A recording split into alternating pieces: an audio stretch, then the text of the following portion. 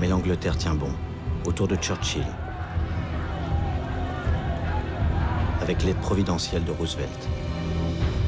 Roosevelt vient d'être réélu pour la 3e fois président des États-Unis. Malgré l'opinion américaine hostile à la guerre, il proclame « Nous devons être l'arsenal des démocraties ». Seule une partie du matériel qu'il fournit à l'Angleterre arrive.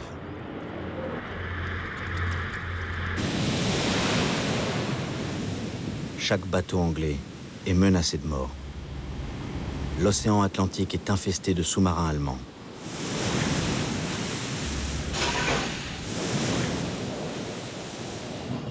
Leurs périscopes cherchent le cargo anglais.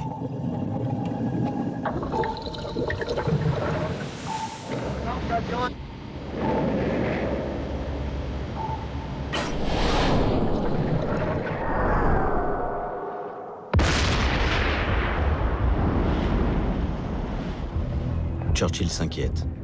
Bientôt, plus rien ne passera. L'issue de la guerre sera fatale. L'Angleterre est une île. C'est sa force et c'est aussi sa faiblesse. Pourtant, elle est le seul espoir des peuples occupés. Les sous-marins allemands, les U-boats, disposent maintenant des ports français. Les loups de l'Atlantique sont groupés en meutes. Ils coulent, dans cette seule année 1941, à la torpille ou au canon, 4 millions de tonnes de navires anglais.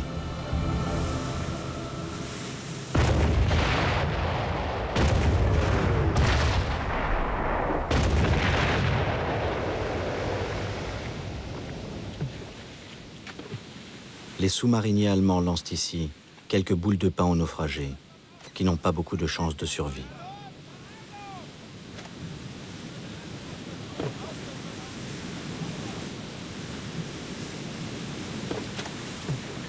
Ils mourront de soif, de faim, de froid, ou asphyxiés par le mazout.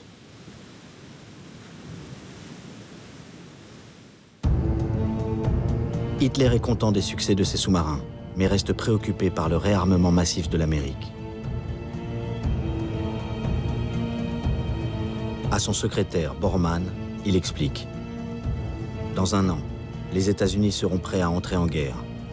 Pour faire face, il nous faut plus de matières premières, et elles sont à l'Est. Il faut conquérir cet espace vital. Après, l'Angleterre n'aura plus d'espoir et fera la paix. Il sera trop tard pour les Américains. Attaquons la Russie au plus vite. » Hitler a baptisé le plan d'invasion Opération Barbarossa, du nom de l'empereur germanique Barberousse. La Wehrmacht commence à se concentrer à l'Est. Le lieutenant von Kageneck part pour la Pologne.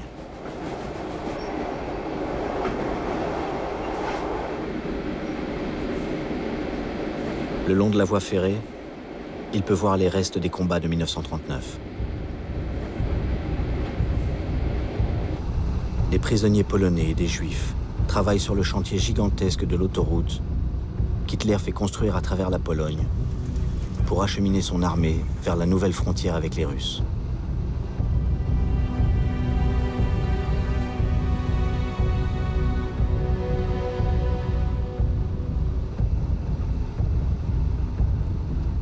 C'est là que la 9e Panzerdivision s'installe avec le régiment de Kageneck. Il écrit « À côté de nous, il y a une unité SS. Le commandant nous demande « Vous voulez voir un juif ?» Il fait un signe et un soldat amène un petit homme. « Combien de gens as-tu volé aujourd'hui ?» L'autre ne répond pas. « Donnez-lui 10 coups de bâton. » Nous sommes atterrés. C'est donc ça, notre occupation en Pologne ? Nous avions entendu de vagues histoires de cruauté, mais il était impossible de savoir ce qui se passait. Ce pays était devenu le pays du silence. Nous ne savions pas que c'était le début du génocide auquel nous allions prêter notre courage et nos mains.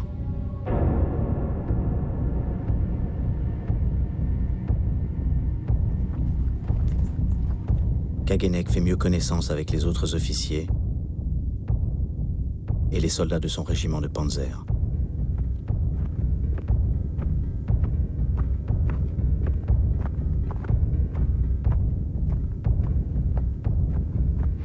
Il faut se tenir prêt à attaquer. Mais l'ordre ne vient pas, alors il tourne en rond.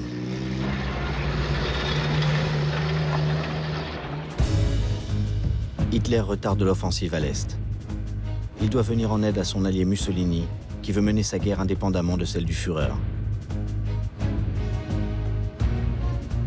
Le Duce vient d'être battu par les Anglais en Afrique. L'armée italienne est en déroute dans le désert.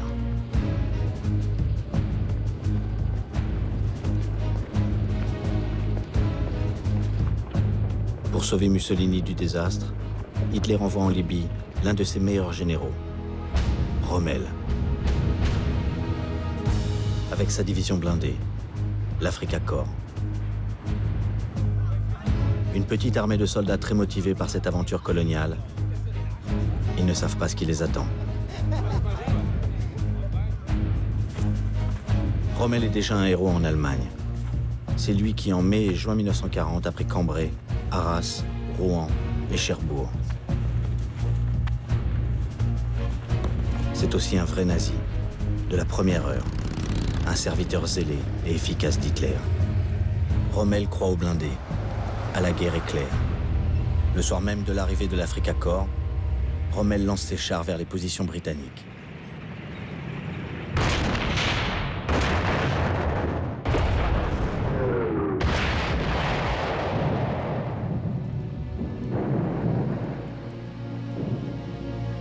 Ces prisonniers australiens ou sud-africains, venus se battre aux côtés des Anglais, comprennent eux aussi que la guerre du désert va être terrible.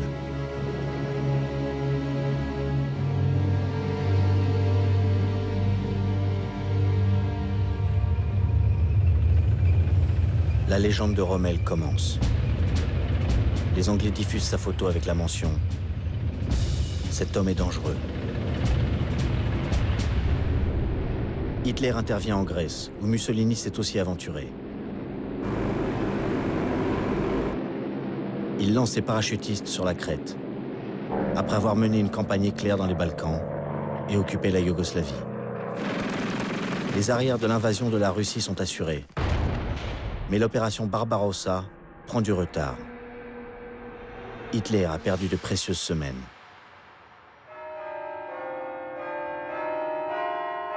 Sur la place rouge, la fête du travail est traditionnellement l'occasion d'un grand défilé militaire.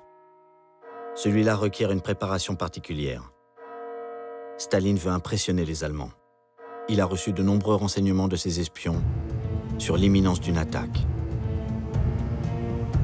Mais il ne veut pas croire qu'Hitler osera rompre le pacte germano-soviétique aussi vite. D'ailleurs, les Allemands sont venus assister au défilé, salués avec beaucoup d'égards par le maréchal Timoshenko, commissaire du peuple, ministre de la Défense de Staline.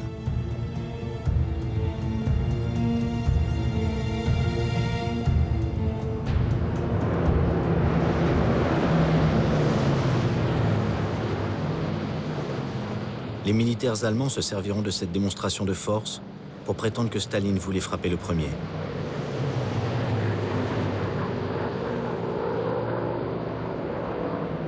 Hitler va attaquer. Mais il aurait préféré ne pas se battre sur deux fronts, faire d'abord la paix avec l'Angleterre. Dans la banlieue de Londres, dans son pavillon épargné par les bombardements allemands, Rose aide ses parents qui écoutent la radio. La BBC annonce soudain une nouvelle stupéfiante. En Écosse, dans la région de Glasgow, viennent d'être retrouvés les restes d'un avion allemand, un Messerschmitt 110. Son pilote a sauté en parachute. C'est un nazi de première importance, le dauphin d'Hitler, Rudolf Hess. Il dit « Je suis en mission pour la paix ». Hess est l'un des premiers fidèles d'Hitler, l'un des plus fanatiques. Die Partei ist Hitler. Hitler aber ist Deutschland, wie Deutschland Hitler ist. Hitler Sieg Hess estime n'avoir pas eu un destin aussi glorieux que les autres dirigeants nazis. Il veut prouver à son Führer que lui, Rudolf Hess, et lui seul, peut trouver une issue au conflit avec l'Angleterre. Mais il est aussitôt emprisonné. Churchill ne veut rien savoir et Hitler le désavoue. Il finira ses jours en prison. Pourtant, il révèle, sans le vouloir, à ses interrogateurs britanniques qu'Hitler se prépare à envahir l'Union soviétique. Churchill transmet aussitôt l'information à Staline, qui n'en fait aucun cas. Pas plus que du dernier avertissement de Sorge, l'espion soviétique basé à Tokyo, sur l'attaque allemande. Un document daté du 30 mai 1941.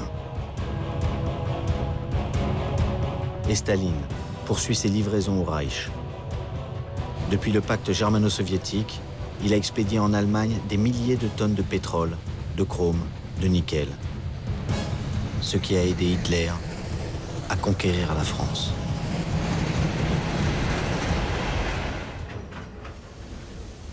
La dernière livraison a lieu dans la nuit du 21 au 22 juin 1941. Ce dernier train transporte 1000 tonnes de blé.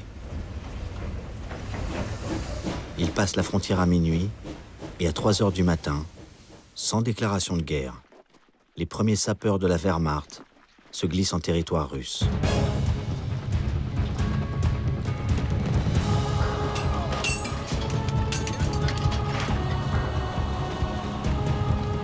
Derrière eux, 153 divisions allemandes, mais aussi finlandaises, roumaines, slovaques, hongroises, et même une division franquiste espagnole.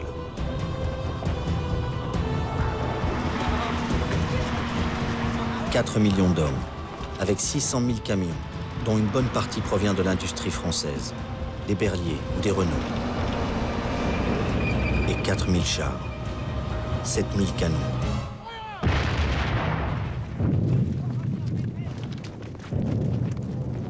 « 3 000 avions.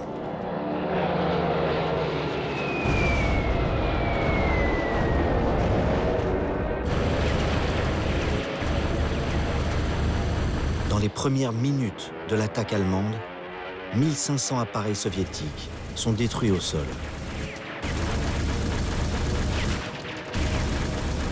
Dans les premières heures, 400 autres avions russes sont abattus en vol par les Allemands. Surprise, dépassée, l'armée de l'air soviétique semble rayée du ciel. L'offensive allemande se déchaîne sur 3000 km dans 3 directions. Au nord, l'objectif idéologique, Leningrad, la ville de Lénine, le berceau de la révolution russe, aujourd'hui Saint-Pétersbourg.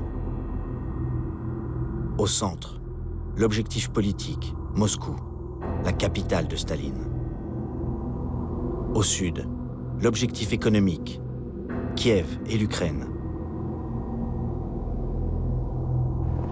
La Pravda, le journal officiel du Parti communiste, annonce l'agression fasciste. Mais où est Staline? Il se cache, horriblement déçu et paniqué par les premières nouvelles catastrophiques de la frontière.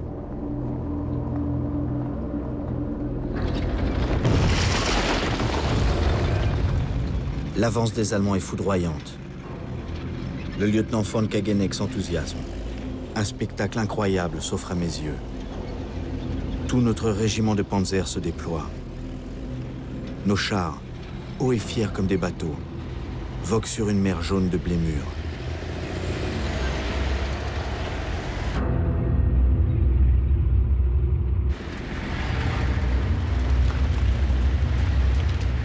Rien ne peut résister aux panzergrenadiers à qui a été martelé.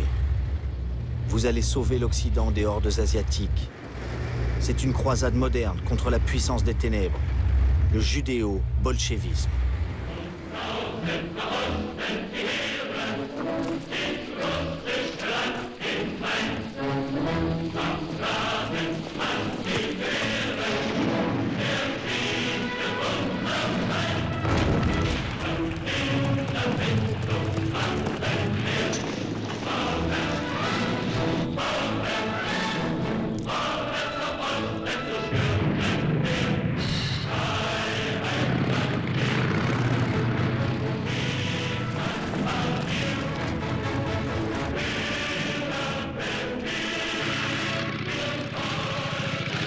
Au nord, l'entrée dans les pays baltes est triomphale. Les Allemands sont accueillis en libérateurs. La terreur stalinienne a été telle que tout vaut mieux que le NKVD, la terrible police politique soviétique qui s'est retirée en assassinant les Baltes anticommunistes détenus dans les prisons. Les antisémites locaux accusent les Juifs d'être complices des communistes. Ils les rassemblent, leur font porter les corps.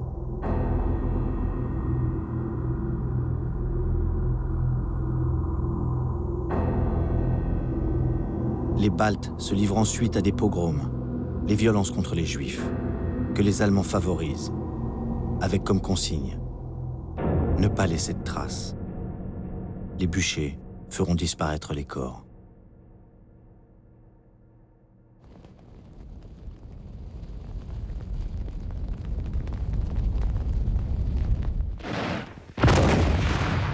Sur le front centre, le général Guderian, l'homme des blindés, de la Blitzkrieg, de la guerre éclair, est ralenti par la ligne Staline.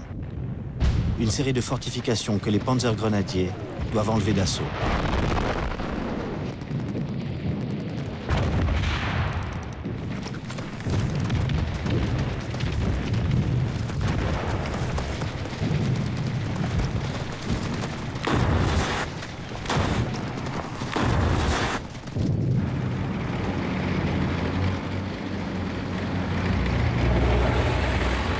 Guderian reprend son avance, mais un élément imprévu va freiner ces fières unités motorisées, comme en témoigne Kagenek.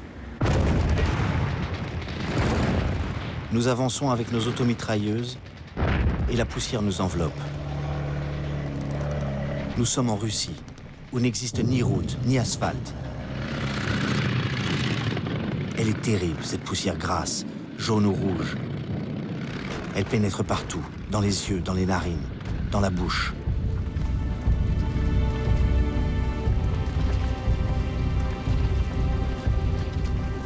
Ces hommes marchent ainsi 50 km par jour.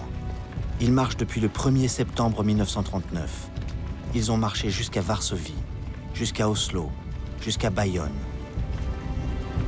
Maintenant, ils se rendent compte de l'immensité de la Russie.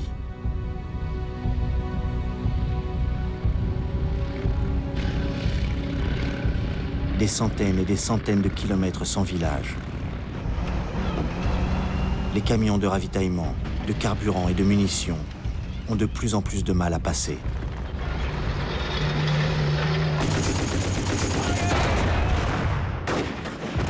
Mais une autre réalité s'impose aux soldats allemands.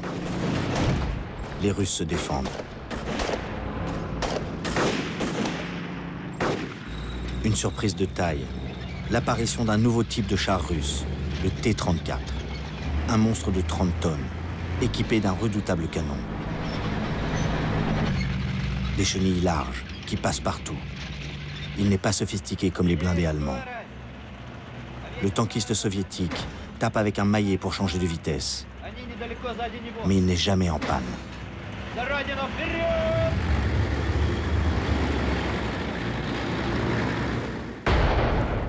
Les Allemands s'interrogent. Comment ces sous-hommes ont-ils pu fabriquer ces engins? Les obus des canons anti-chars ricochent sur leur blindage. Seul peut l'arrêter le canon allemand de 88, une arme puissante.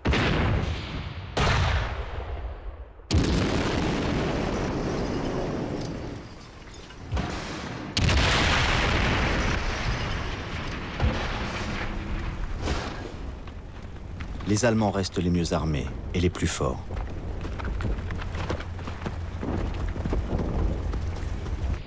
Mais Ivan, comme ils appellent les Russes, se bat jusqu'au bout.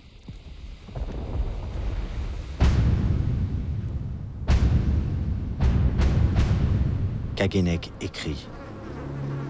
Il y avait l'odeur des cadavres, cuits au soleil, couverts de mouches. Une odeur douceâtre et fade qui s'accroche aux narines, qui pénètre sous la peau, comme la poussière.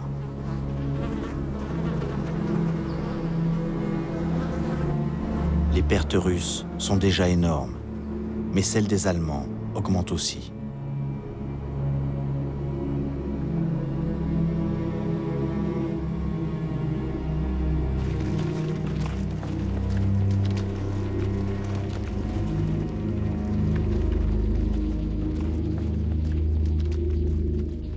Le médecin allemand du bataillon, le major Heinrich Happe, ordonne aux hommes d'arrêter toute prise de nourriture 6 heures avant les attaques.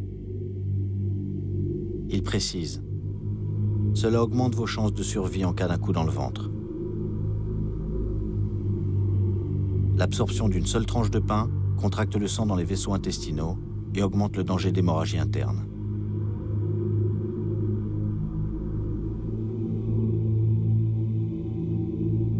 Les Allemands continuent quand même à progresser vers leurs 3 objectifs, Leningrad, Moscou et Kiev, en capturant des armées entières.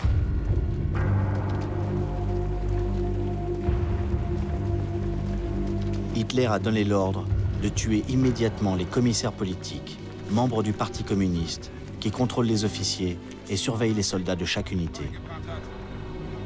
Guderian refuse d'appliquer cet ordre criminel, mais le commandant de la 4e armée Panzer, le général Hoppner, estime, lui, ce conflit doit être conduit avec une brutalité sans précédent.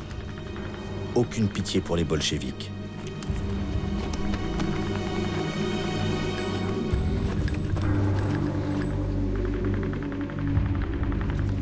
Les bolcheviks, les Russes, se battent, désespérés, avec de moins en moins d'armes, parfois même un fusil pour 10.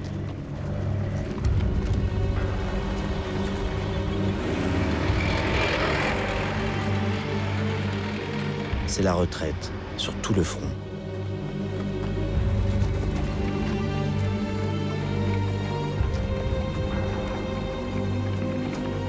Pour Staline, les nouvelles sont de pire en pire. Mais que fait-il? Il s'était effondré. Il se relève. Parce que Staline est un pseudonyme qui signifie « l'homme d'acier ». Staline parle.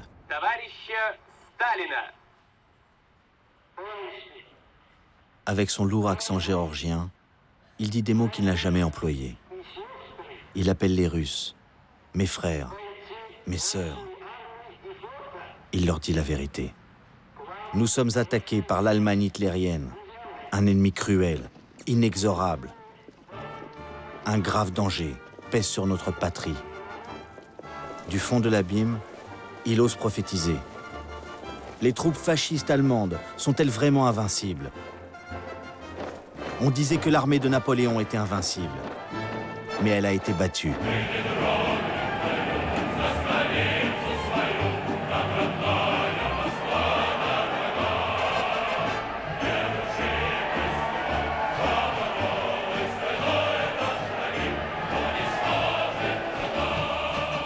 Il ordonne de faire transporter immédiatement les usines avec leurs machines et leurs ouvriers loin à l'est, dans les montagnes de l'Oural. Et il donne aux paysans un ordre inflexible.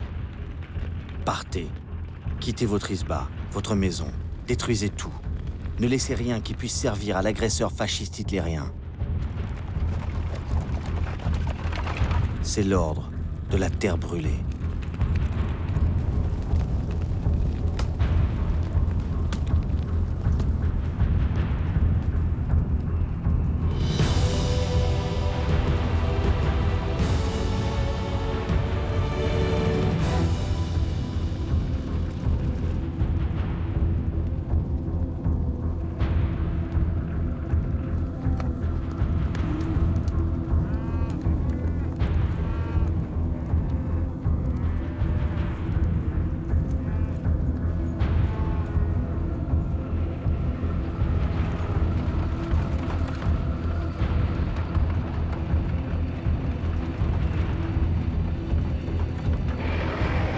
Les officiers allemands se souviennent de Napoléon. En 1812, les Russes avaient brûlé leurs villes et leurs champs. Ils avaient affamé la Grande Armée et ils l'avaient détruite à la bataille de la Bérésina. Les Allemands sont aussi sur la Bérésina. Début juillet 41, sur le front centre. Et ils avancent. La résistance soviétique est de plus en plus forte. Sur l'autre rive, une mauvaise surprise pour les Allemands. Les Russes mettent en action une arme nouvelle, un lance-roquettes, baptisé les Orques de Staline, ou Katyusha. comme la chanson patriotique. Terrifiant.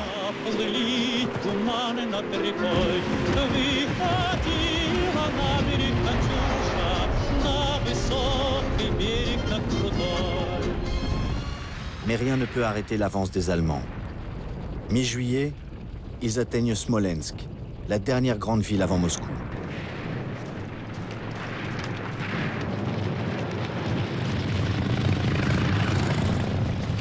Les combats pour Smolensk durent 3 semaines.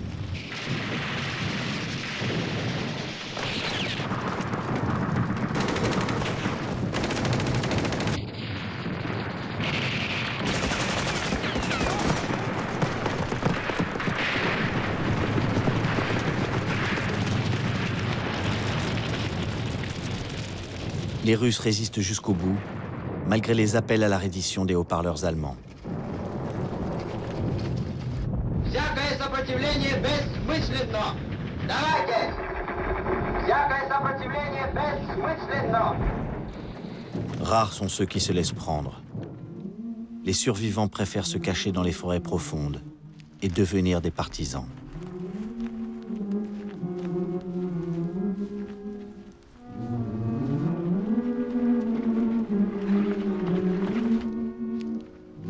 Ils sont rejoints par de nombreux paysans qu'ils forment au combat. Ils font la chasse aux traîtres et harcèlent les lignes de communication de l'ennemi.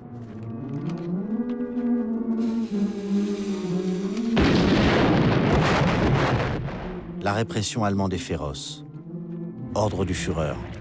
Liquider immédiatement toute population soupçonnée de la moindre hostilité.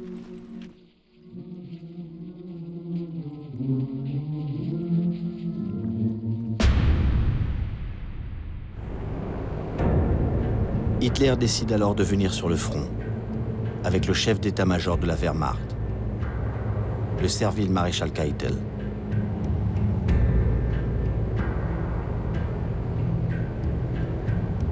L'opération Barbarossa prend du retard.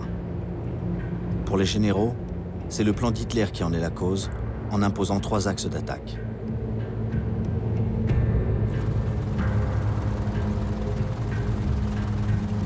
Le maréchal von Bock, le commandant des armées du centre, veut, au contraire, concentrer ses forces sur Moscou. Hitler, on le voit ici, n'aime pas les généraux qui osent le contredire. Le général Guderian est là, il insiste.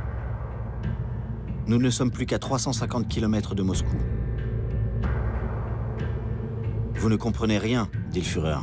Vous ne connaissez rien à la guerre économique. Il nous faut d'abord le blé de l'Ukraine pour qu'on ne puisse pas nous affamer, comme à la guerre précédente. Moscou n'est qu'un symbole. On s'en occupera plus tard. Il ordonne à Guderian de foncer vers Kiev pour refermer le piège sur les armées russes qui forment encore des poches sur les arrières de la Wehrmacht.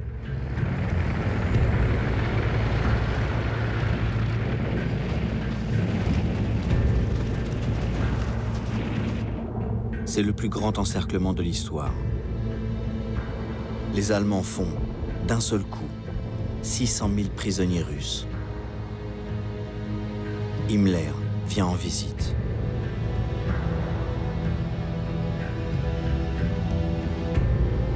Rien n'est prévu pour nourrir les prisonniers et Himmler contemple avec indifférence les Untermensch, les sous-hommes, qu'il va froidement laisser mourir de faim.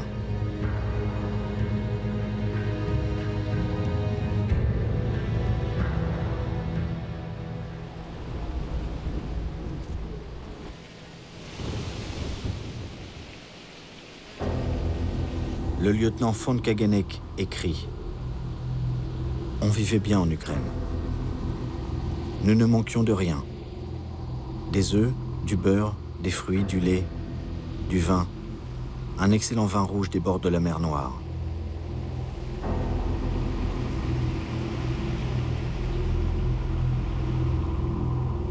Les Ukrainiens venaient à notre rencontre, souriants, joyeux.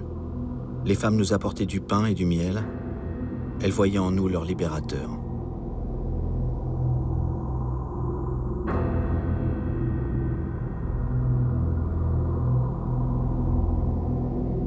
Les Ukrainiens ont beaucoup de raisons de haïr les Russes, et surtout Staline, qui a organisé au début des années 30 une immense famine et fait 3 millions de victimes.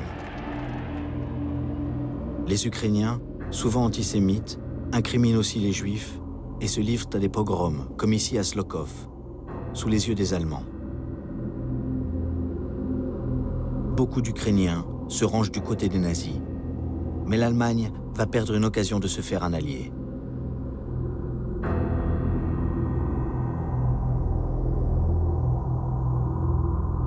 Le maréchal Göring, le deuxième personnage du Reich, arrive en Ukraine. Il dit « Pas de bouche inutile à nourrir. Ceux qui peuvent travailler, travailleront pour le Reich. Les autres mourront. Ceux qui travaillent donneront tout ce qu'ils ont, jusqu'à leur mort. »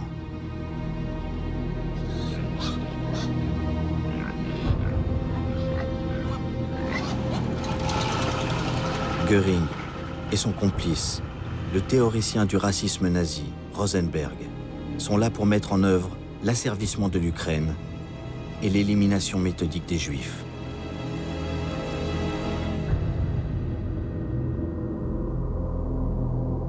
Himmler et Heydrich ont dès 1939 mis en place des commandos d'exécution, les Einsatzgruppen, composés de SS, de policiers et de soldats de la Wehrmacht qui raflent les Juifs.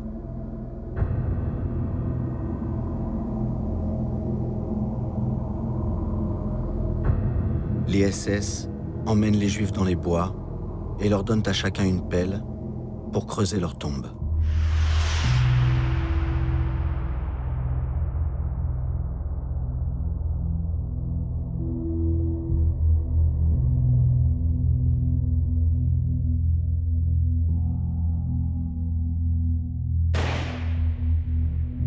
Mais ce procédé est jugé trop long. Alors les SS vont creuser de longues fosses communes où les Juifs vont directement se coucher sur les morts précédents.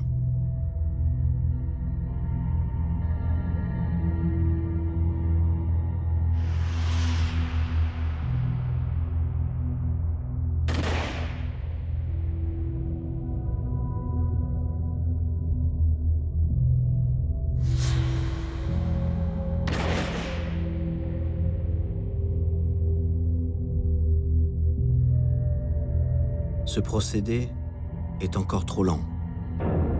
Les SS font aménager un ravin près de Kiev, un endroit appelé Babi Yar, et exécutent en 2 jours 33 771 Juifs, les hommes, les femmes et les enfants.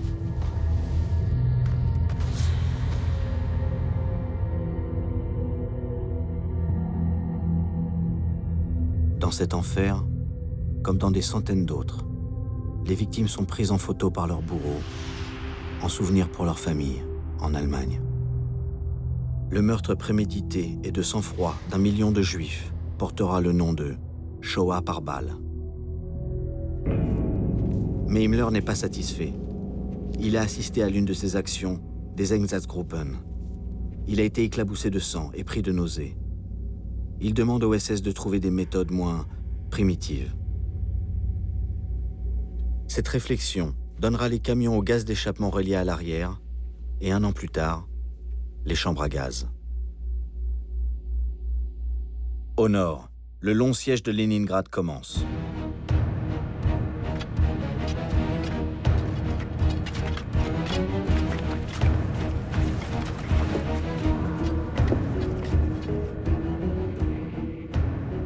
Les Allemands décident, plutôt que de se lancer dans une guerre de rue, laissons faire la famine et l'artillerie.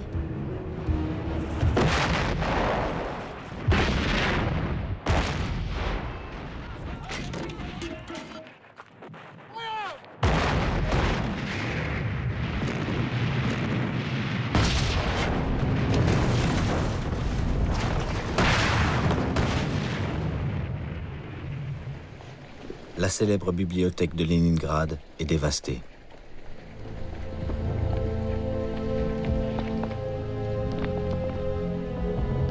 Le zoo décimé. La ration alimentaire tombe vite en dessous du minimum. Mais le pire reste à venir, avec l'hiver.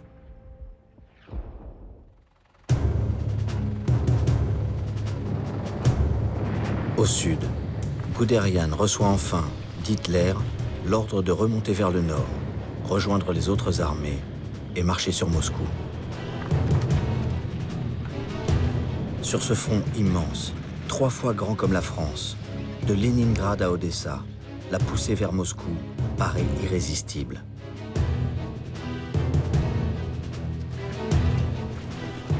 Les Allemands font encore 700 000 prisonniers.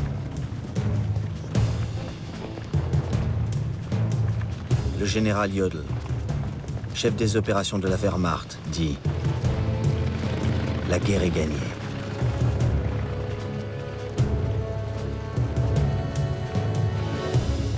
Kagenek écrit « Nous avons soudain affaire à un adversaire terrible. La pluie d'automne et la boue, que les Russes appellent Rasputitsa. Une boue sans fond, tenace, collante, qui prend tout, qui tient tout, et ne lâche plus rien. Pas plus un char qu'un camion, un cheval ou un homme.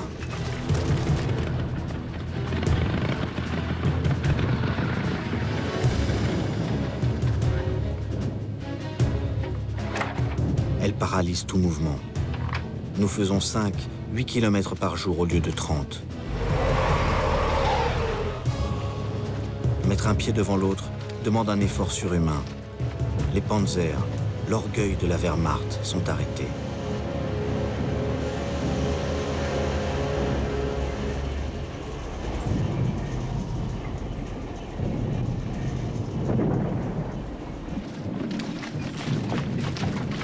Hitler écrit à ses troupes « Soldats du front de l'Est, mes camarades,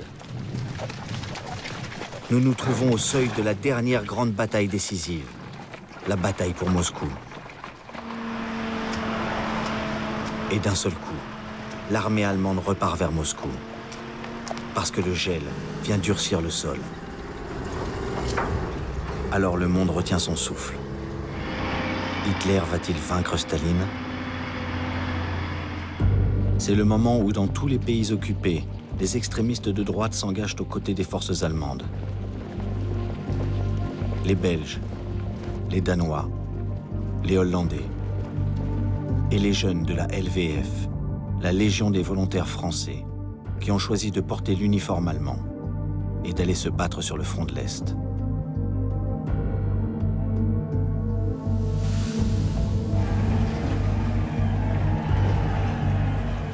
Et ils vont souffrir. À partir de ce mois de novembre 1941, une vague de froid précoce fait descendre le thermomètre à -40. La Wehrmacht, prévue pour la Blitzkrieg, la guerre éclair, devait régler son compte à la Russie en 4 mois. Elle n'a pas d'équipement d'hiver. Guderian écrit dans ses mémoires « Il faut avoir vu ces hommes, affamés et insuffisamment couverts, se battre pour un abri médiocre. »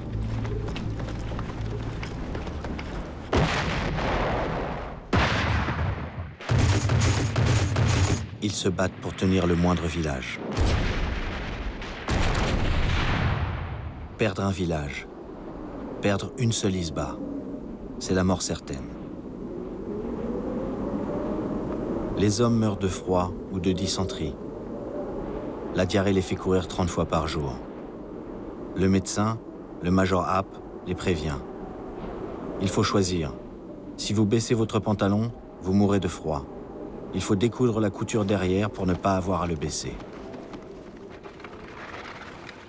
Ils envient leurs camarades.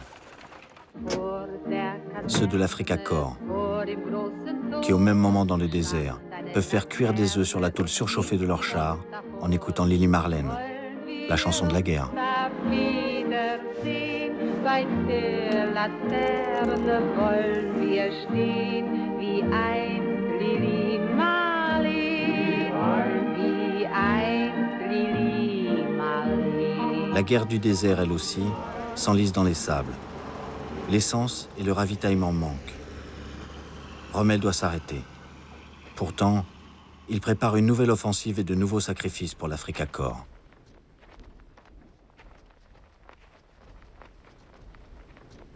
Pendant ce temps-là, sur la route de Moscou, les Allemands ne peuvent plus se laver ni se changer. Pour eux, comme pour l'ennemi, les poux, les punaises, la gale rendent fou et apportent le typhus. La grande armée de Napoléon avait perdu un tiers de ses hommes à cause du typhus. Mais la Wehrmacht réussit quand même à avancer jusqu'à 30 km de Moscou. Et Hitler dit « Je raserai cette ville maudite et je la remplacerai par un lac artificiel, avec un éclairage central. » Les avant-gardes allemandes atteignent la banlieue de Moscou et même le terminus de la ligne d'autobus qui va jusqu'à la place Rouge.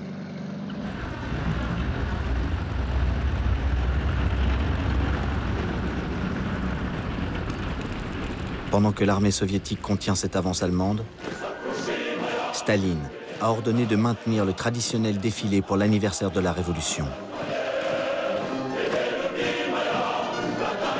Pour galvaniser ses troupes, Staline prononce un discours où il fait appel à ce qui est interdit, le souvenir des grands soldats du tsarisme. Soyez dignes de vos glorieux ancêtres. Le vainqueur des Teutons, Alexandre Nevski, des Tartares, Dimitri Donskoy, des Turcs, Souvorov, et de Napoléon, Kutuzov. Staline a organisé la défense de Moscou avec le plus brillant peut-être de ses généraux, un spécialiste des chars, considéré comme l'équivalent russe de Guderian. Zhukov, 45 ans. Zhukov a de la chance. L'espion soviétique Sorge a révélé que le Japon, pourtant allié d'Hitler, avait décidé de ne pas attaquer la Russie parce que son principal ennemi, c'est l'Amérique. Du coup, Zhukov peut dégarnir ses forces d'Extrême-Orient. Il fait venir les divisions de Sibériens, bien équipés. Les Sibériens ne craignent pas le froid. Ce sont des hommes des bois, rompus à toutes les ruses. Ils ont emmené leurs skis et leurs rennes avec eux. Et leur gibier, cette fois, c'est l'allemand. Zhukov veut prendre la Wehrmacht en tenaille.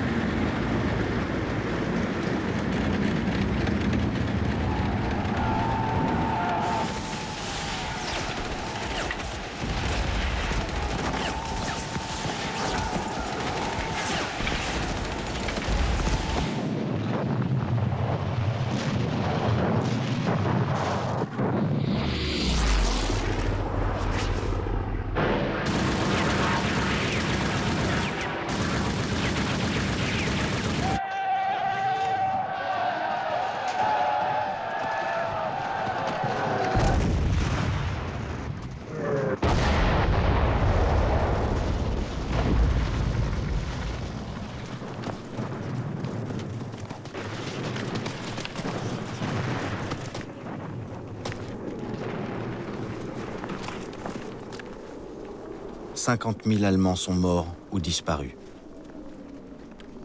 57 000 sont faits prisonniers. Ils partent pour la Sibérie. Et ils n'ont pas fini d'avoir froid. 1 sur 10 seulement reviendra au bout de 15 ans.